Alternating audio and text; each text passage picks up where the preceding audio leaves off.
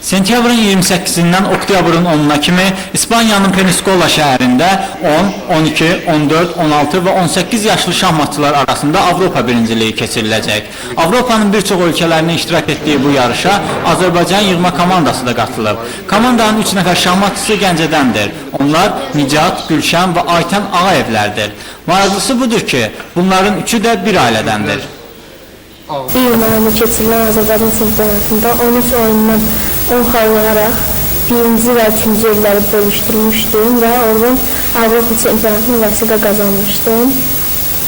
Ondan sonra Dubayda iyul ayında keçirilən Dubay turnirində 14 yaşa qədər ikinci yeri və öz yaşlarında birinci yer tutmuşdum və Quba turnirində, avqustda keçirilən Quba turnirində mən 16 yaşlı şahmatçılar arasında 3-cü yerə çıxmışdım.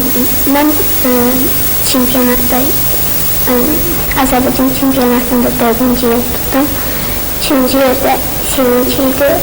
O gitmədiyinə görə mən növbəsinə Avropa çempionatında iştirak edəcəm. Və orada mən birinci yerə tutmaq istəyirəm. Mən bir dəfə Avropa birinciliyində və bir dəfə dünya birinciliyində iştirak eləmişəm. Avropa birinciliyi Qretsiyanın Litaxora şəhərində keçirilirdi. Orada 9 turda mən 5,5 xal topladım və 6-cı, 10-cu yerləri böldüm.